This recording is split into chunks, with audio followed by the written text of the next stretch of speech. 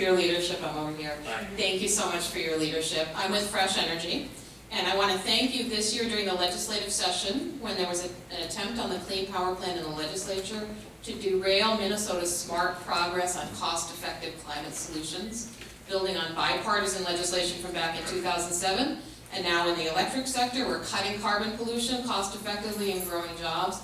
Thank you for your help with that. We'll need that defense again next year, we've been told.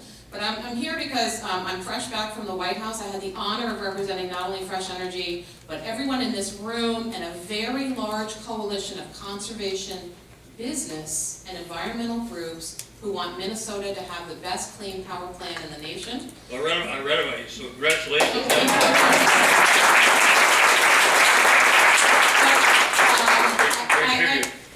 Thank you so much. And I was there in the room with 12 people to meet with the governor before his speech, and the only other Minnesotan there was the important guy, the CEO of Xcel Energy for 8 states, Ben Folk. So he was there as a supporter of the Clean Power Plan. Yesterday in the media, Minnesota Power supported the Clean Power Plan, and Great River Energy, someone should tell their lobbyists, actually said the time is now to regulate carbon emissions from power plants.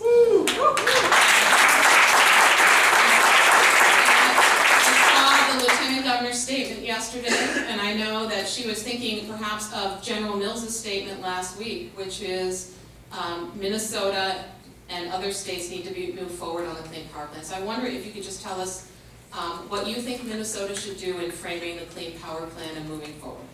Well, I co-signed the letter yesterday, and I don't know who's going to print it, but it's intended for nationalized with the governor of Washington, the governor of Connecticut, so they have one from each geographic regions of the country. My son Eric would be very happy if I didn't say it's from east, west, and north. But I agree with them on that. It just talked about the opportunities that it presents for all of our states and for other states. And I was very pleased that the EPA administrator said once we get our plan approved, we can move ahead. There's some question about whether we had to wait for all the states, most recalcitrant and the like to finally get theirs, but that's not the case. We can get our plan approved and move ahead and achieve more. And it's a great opportunity. Once again, we're stewards of the air as well as the land and the water, and it's an economic opportunity to be in the lead. I met yesterday with the Indian ambassador to the United States, and they're really pushing to develop renewable energy. And we have great opportunities not only to build an economy based on that here, but also to export that technology and expertise all over the world. So I'm excited about it, and I applaud the president for his leadership in undertaking this, and I hope so many of those that you just mentioned who will be supportive of that. I hope they'll communicate that support to their legislators, and I hope we can move ahead, all of us together next year. You'll be hearing from supportive legislators, you'll be hearing from supporters in this room, you'll be hearing from companies throughout Minnesota, as will the entire media and the entire state. Thank you so much. Well, thank you.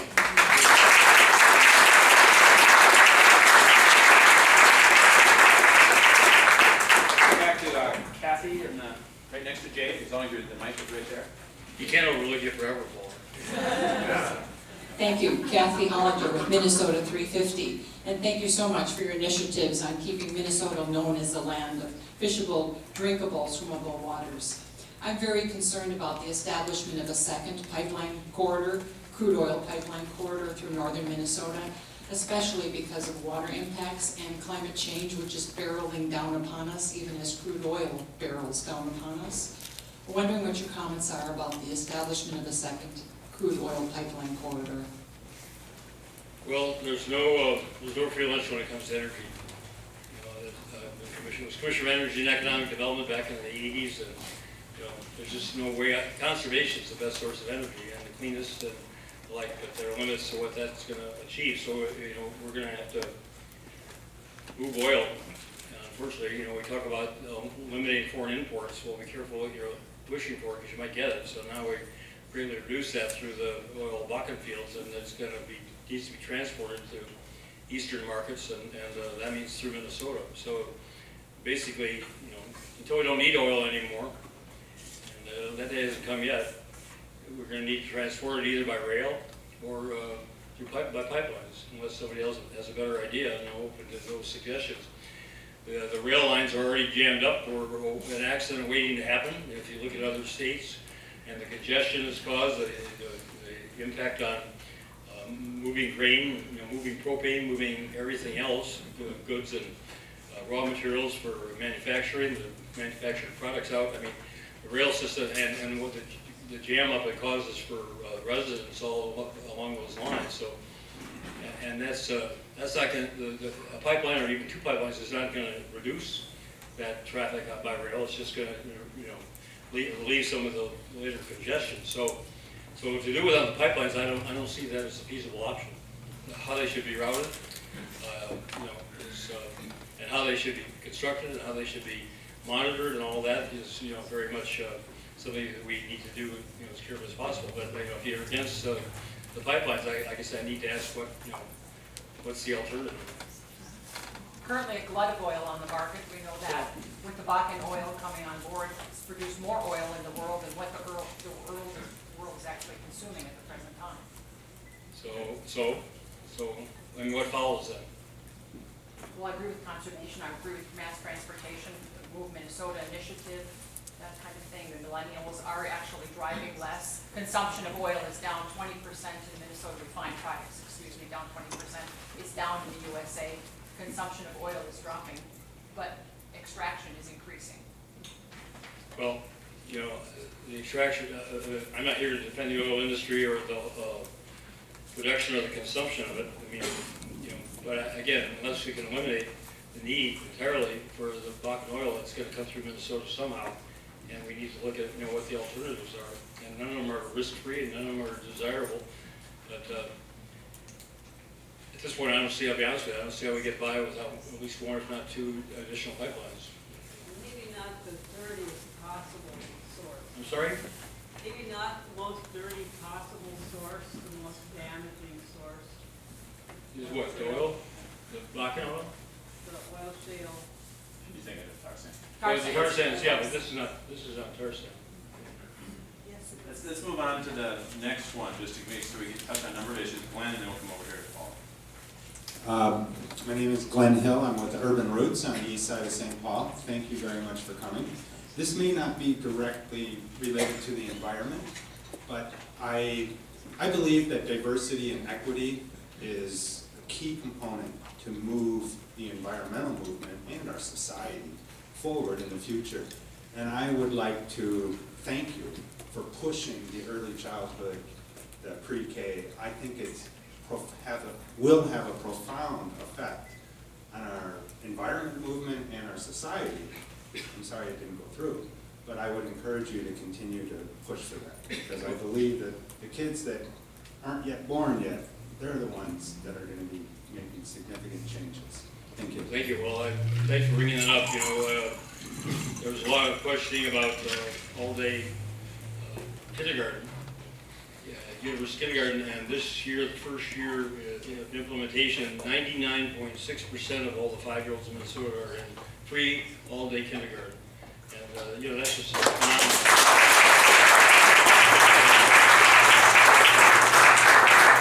So we made a lot of progress on early, pre-K, and the scholarship approaches. I've said it's not either that or universal pre-K through school system, is both, and giving parents the option.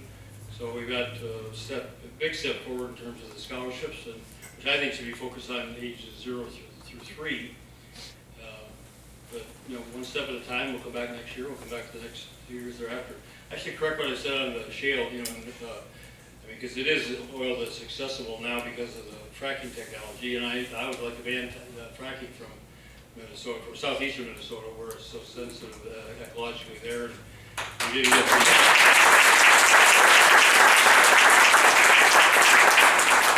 didn't get the legislature to approve that. We got a much tighter regulations, but we'll keep working on that as well. Okay, I think we've got Paula and then Deanna in the back.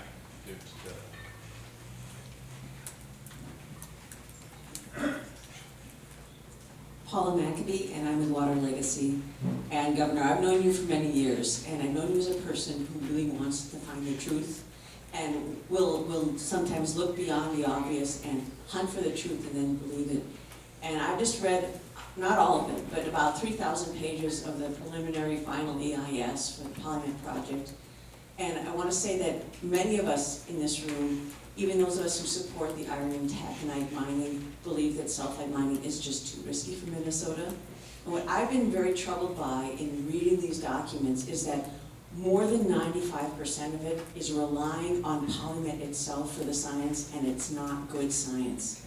We have scientists who come forward, volunteers, uninterested, who have pointed out some of the major flaws in the science, and I'm just hoping that you will take the time to talk to some of us, talk to some of the scientists independently, and look real hard, because I think that this Polymet company is a foreign company, it's Glencore, it's a notorious company. I think they're pulling the wool over our eyes, and Minnesota would have to live with the consequences. So I'm just asking you on behalf of many of us and our 8,000 plus supporters of Water Legacy, please take an independent look. There's something really inappropriate about relying on the project proposer to tell the truth when their interests are not for us.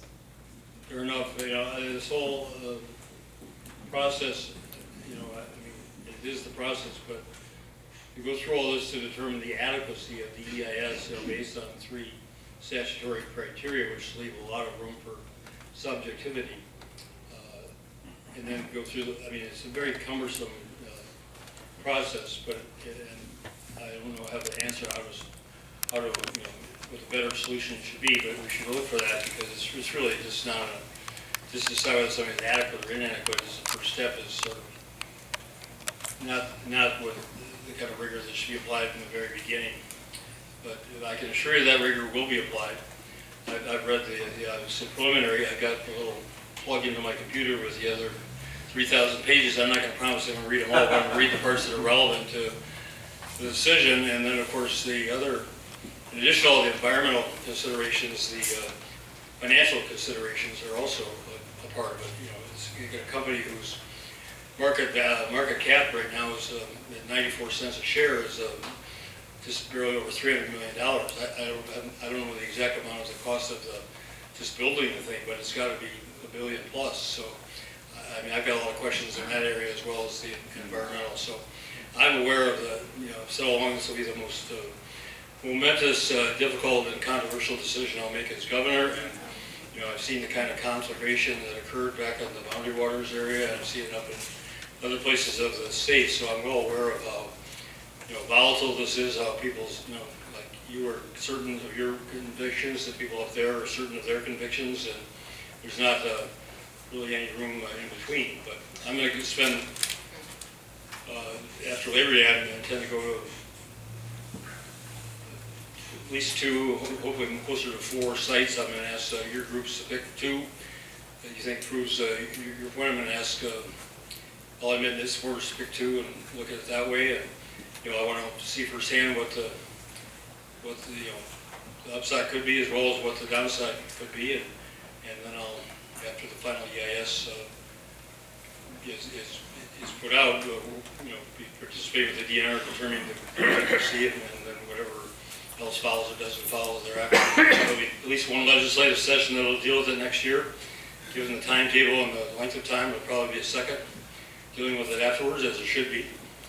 It'll have, I'm sure, whichever side doesn't get an outcome that they want will be in court. So, this is going to be a very protracted process still, and it deserves to be, because it is it is such an enormous magnitude for so many people. Thank you, Governor.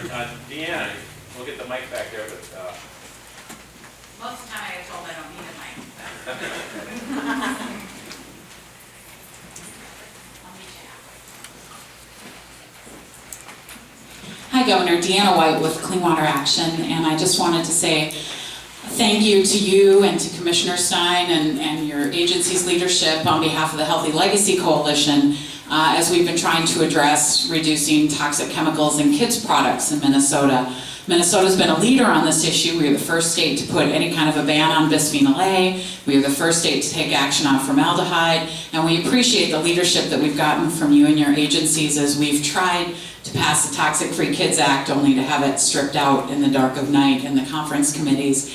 But the thing I wanted to ask you is to please use your leadership with our congressional delegation as we're watching a bill pass through Congress, and it looks like it will pass, that would, they call it a reform bill for the Toxic Substances Control Act. It's really more of a tweak of the Toxic Substances Control Act. But our concern is that one of the versions contains some state preemption language that I think is pretty common across a number of environmental policies and public health policies we're seeing in Congress, that would make it difficult, if not impossible, for Minnesota to continue to be a leader in protecting our children from toxic chemicals. And we need to make sure that our congressional delegation is doing the right thing, and we hope that we can call on you as an advocate to express Minnesota's dismay at the possibility of being stopped from taking action in the future. So thank you. Well, I do my best. I strongly support the Toxic Free Kids Act. In the last couple of legislative sessions, and you're right, it was stripped out. We're back maneuvering. I will have to say that as little influence as governors have over their own state legislators, they have far less over the members of Congress. So I put my 2 cents in, but it'll be worth about half of that whole scheme of what's going on out there. And if you look at the lineup, and I'm not surprised, it's a perilous slope.